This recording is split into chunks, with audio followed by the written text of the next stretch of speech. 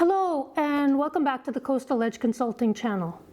Most leaders think digital distraction is just part of modern work. There are endless notifications, a feeling of constant urgency, and the pressure to always be available. But if your team feels busy all the time and real progress feels slow, this likely isn't a productivity problem at all. It might just be an attention problem. To be an effective leader today and to keep your head above water in the future, the solution can't be to work harder to stay focused.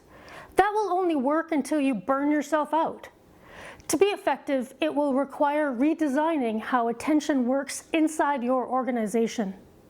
While everyone else is drowning in pings and meetings, focus on building teams that think deeply and move faster, without inevitably burning out. In today's video, I'm going to break down the approach you can try to improve focus and reduce distractions. I'll also explain why attention is quickly becoming one of the most powerful leadership advantages in our always-on world. But before we jump in, just a reminder to subscribe to my channel if you enjoy this type of content, and please like the video to help my channel grow. Your support means so much as I work towards getting to 1,000 subscribers.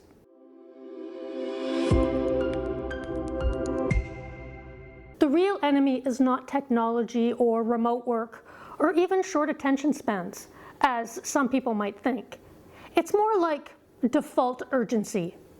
Most organizations are built on the assumption that speed equals effectiveness. So everything becomes urgent, everything becomes interrupt-driven, everything becomes reactive. And having worked in some pretty reactive environments like healthcare, I can attest to the consequences of trying to keep up under that type of pressure. Here's what can happen. Constant interruption fragments attention, and fragmented attention kills deep thinking. And without deep thinking, organizations stop innovating. In those situations, creativity drops and strategic thinking erodes, and ultimately decision quality declines. And yet, leaders keep piling on productivity tools, wondering why nothing feels clearer. This is why traditional productivity advice usually fails, because you can't time block your way out of a broken attention system. To start with, focus is not necessarily an individual discipline issue in most cases, but rather an organizational design issue. You can't tell people to focus more while still rewarding instant responses and normalizing constant back-to-back meetings every day of the week, and also treating availability as commitment and the expectation. That's a whole lot of mixed messaging, not strong leadership. High-performing leaders understand that attention follows structure. What I mean by that is, instead of managing people harder, redesign how work actually happens. And here's what you can do as a start. Create clear boundaries between deep, focused work and reactive work.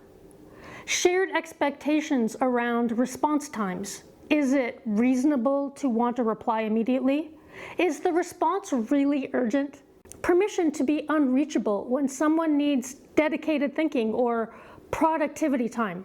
And one of the most underrated leadership tools that you can use is silence. Strategic silence. Space where people can think, synthesize, and connect ideas without interruption. Encourage people to set blocks of time in their calendar or agree, for example, that Friday afternoons are meeting free unless something is truly urgent. Whatever you decide, just make it clear and stick to it. As a leader, think of yourself as an attention architect, if you will. Design a system that protects focus by default. You can start by conducting an attention audit. Ask your team, where is attention leaking every day? Which meetings add clarity and which ones absolutely are just noise? Can we reduce or restructure meetings? Maybe reassign or have fewer people in attendance if that's possible. Which tools support thinking and which hijack it? And then after the audit, you might just be shocked by what you uncover, because much of the distraction probably isn't necessary. It's likely just habitual. Then when you've got some evidence, it's time to redesign. Start by reducing meetings instead of stacking them.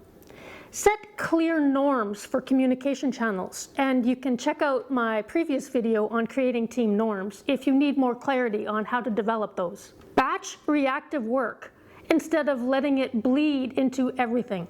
And to take it one step further, normalize something that might be viewed as radical in modern workplaces: recovery. This would include things like micro breaks, mental resets, cognitive transitions, dedicated time for lunch. You'd be surprised at how many working lunches I've had to attend over the course of my career. There were times when I felt lunch was more of a bonus rather than an expectation. Keep in mind that sustained focus isn't about grinding harder. It's really about recovering intelligently and mindfully. Some leaders might get nervous because they think reclaiming focus means slowing down, but it really doesn't. To become more focused, turn some of the distractions into a strategic advantage by using fewer platforms. Workplaces have adopted an overwhelming number of platforms, tools, software, trackers, dashboards, etc., etc., etc.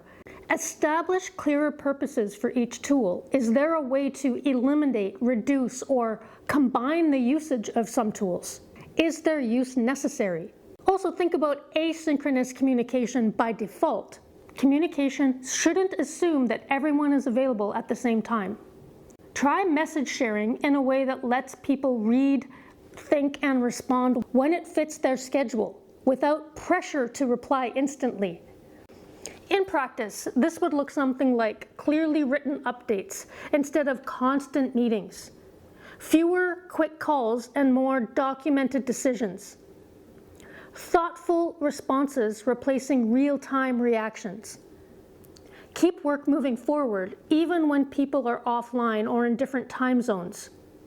These small changes will result in better focus, fewer interruptions, and decisions that won't be rushed. The goal is to design work for deep thinking time instead of perpetual and constant availability. The result will be a more focused organization and a more focused team. I believe there will be a significant change in the next decade in which success will be measured differently.